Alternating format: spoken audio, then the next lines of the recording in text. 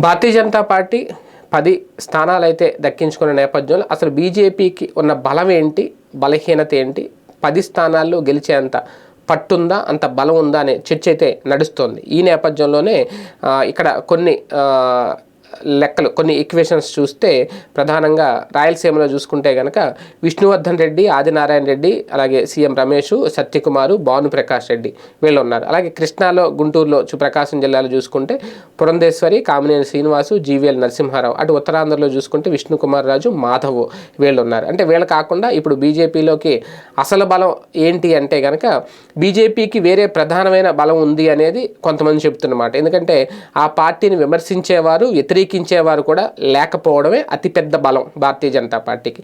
ఎందుకంటే ప్రధాన పార్టీలు తీసుకుంటే టీడీపీ ఇప్పుడు బీజేపీతో పొత్తు పెట్టుకుంది.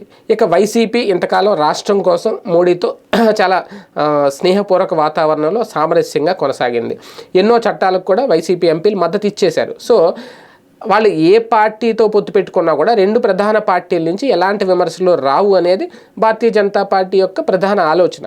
సో ముందు వైసీపీతోనే ఒక రకంగా కలిసి ముందుకు వెళ్ళాలని బీజేపీ ప్లాన్ చేసుకుంది, కానీ వైసీపీ ఒప్పుకోలేదు, సింగిల్గా సింహంలాగా వస్తా అన్నారు. కాబట్టి ఇక టీడీపీ ఇప్పుడు ముందుకు వచ్చి పవన్ రాయబారాలతో బీజేపీతో కలిశారు. కాబట్టి వైసీపీ ఖచ్చితంగా బీజేపీని టార్గెట్ చేసే ధైర్యం అయితే చేయదు. ఏదైనా ఉంటే టీడీపీనే విమర్శిస్తుంది, లేదంటే జనసేన విమర్శిస్తుంది.